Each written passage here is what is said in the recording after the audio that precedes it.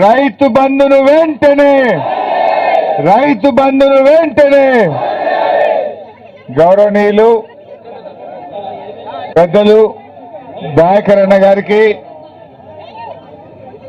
మరి శాసన మండలిలో ప్రతిపక్ష నాయకులు గౌరవనీయులు పెద్దలు మధుసూదనాచారి గారికి గౌరవ శాసనసభ్యులు పల్లా రాజేశ్వర్ రెడ్డి గారు శాసన మండలి సభ్యులు శ్రీనివాస్ రెడ్డి గారు మాజీ మంత్రివర్యులు సోదరిమణి సత్యవతక్క గారు కవితమ్మ గారు శ్రీధర్ రెడ్డి గారు కిషన్ రావు గారు పెద్ది సుదర్శన్ రెడ్డి గారు రాకేష్ రెడ్డి గారు వాసుదేవ్ రెడ్డి గారు ఎర్రోళ్ల శ్రీనివాస్ గారు మాజీ ఉప ముఖ్యమంత్రి పెద్దలు రాజయ్య గారు ఇంకా ఈ కార్యక్రమంలో పాల్గొన్న సీనియర్ నాయకులు రైతు సోదర సోదరీమణులు పత్రికా విలేకరులందరికీ పేరు పేరున నమస్కారం తెలియజేస్తా ఉన్నా.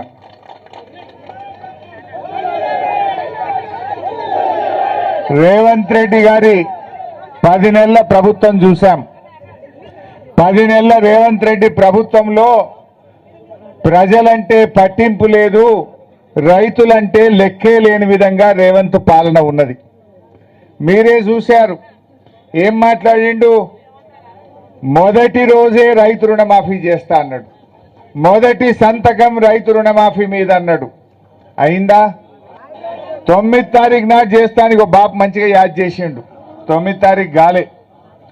మళ్ళా నేను ఎంబడబడి రోజు అడుగుడు పెడితే 15 ఆగస్టులోగా తప్పకుండా చేస్తా అని పార్లమెంట్ ఎన్నికల ముందు నమ్మించి ఓట్లు వేయించుకున్నాడు.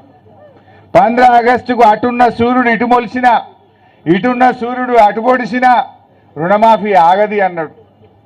కొమరెల్లి మల్లన్న దేవుని మీద ఒట్టు పెట్టిండు, మెదక్ చర్చి మీద ఒట్టు పెట్టిండు, యాదాద్రి లక్ష్మీనరసింహస్వామి మీద ఒట్టు పెట్టిండు, భద్రాద్రి రామచంద్ర స్వామి మీద ఒట్టు పెట్టిండు, యాడబోతే ఆడ ఒట్లు పెట్టిండు.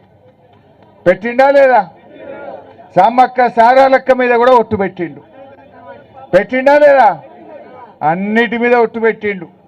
15 ఆగస్టులోగా రుణమాఫీ చేస్తా అని చెప్పి పెద్ద మొనగాన్ లెక్క మాట్లాడిండు. ఏం వెళ్ళిండు? మొనగాడు కాదు, వీడు మోసగాడని తెలిపింది. అవునా కాదా? ఇప్పుడు 15 ఆగస్టులోగా రుణం మాఫీ చేస్తా అని చేయకపోతే ఏమంటారే? మోసం అంటారా?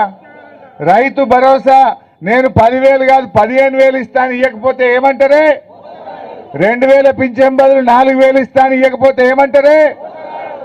అంటారా? అక్క చెల్లెలకు 2,500 ఇస్తాను మోసం ఇవ్వకపోతే ఏమంటారు? మరి గందుకే అన్న పెద్ద మునగాని లెక్క 15 ఆగస్టులోగా చేస్తా అని నరికిండు. 15 ఆగస్టు కాగానే కేళ్ళకెళ్ళ పడ్డాడు. సప్పులు లేదు. ఇంకా పెద్ద 15 ఆగస్టు నాడు మాట్లాడిండు. హరీష్ రావు మొత్తం రుణమాఫీ అయిపోయింది, నువ్వు రాజీనామా చేయని సిగ్గు లేకుండా మాట్లాడిండు. మరి అయితే గింతమంది వస్తారు గిడ. మా దయాకరణ చెప్పిండు, మొదటిసారి నేను ఆటో పెట్టలే, అన్నం పెట్టలే, ఛాయ్ పోయలే. ఎవరెవరికైతే రైతు రుణమాఫీ కాలేదో వాళ్ళు మాత్రమే రెండంటే ఒక గిన్ని దరఖాస్తులు వచ్చినాయి, గిన్ని కాయిదాలు వచ్చినాయి. ఇంకా చాలా మంది దగ్గర నట్టున్నాయి. ఇప్పుడే పాలకుర్తోళ్ళు కాగితం ఇచ్చిండ్రు. ఒక్క పాలకుర్తి మండలంలో 4,314 మందికి ఇంకా రుణమాఫీ కాలే. 4,314 మందికి కాలే. ఏపీజీఈబీ బ్యాంకులో 1,800, పంజాబ్ నేషనల్ బ్యాంకులో 1,700, డి కోఆపరేటివ్ బ్యాంకులో 814. మొత్తం కలిపితే ఒక్క పాలకుర్తి మండలంలో 4,314 మందికి కాలే. ఇంకా అంటే అయింది తక్కువ, కాంది ఎక్కువ. అంతెందుకు, నిన్న తుమ్మల నాగేశ్వరరావు ఆయన్నే మంత్రి చెప్పిండు. ఏమన్నాడు? మేము 22 లక్షల మందికి చేసినాం, ఇంక 20 లక్షల మందికి చేయలేదని వ్యవసాయ మంత్రి చెప్పిండు. అయితే ఆయన చెప్పిన 22 లక్షల మందికి కూడా మొత్తం కాలే. బ్యాంకులకు వచ్చినాక పాస్బుక్ మీద ఒక పేరున్నది, నీ ఆధార్ కార్డు మీద వేరే పేరుందని కొందరికి ఆగింది. ఆధార్ నంబర్ మ్యాచ్ అయితే లేదని కొందరికి ఆగింది. నీ భార్య పేరు చెప్పు అని కొందరికి ఆపినరు. మా ఊర్లో ఒక ఆయన పెద్ద మనిషి ఉంటాడు, ఎల్లారెడ్డి అని, ఇబ్రాహీంపూర్ గ్రామం, సిద్దిపేట మండలం. ఆయనకు 51 ఏండ్లు ఉంటాయి. ఆయన బ్యాంకుల దగ్గరికి పోయి నాకు రుణం మాఫీ ఎందుకు కాలేదని అడిగిండు. నీ భార్య పేరు చెప్పు అని అడిగిరట.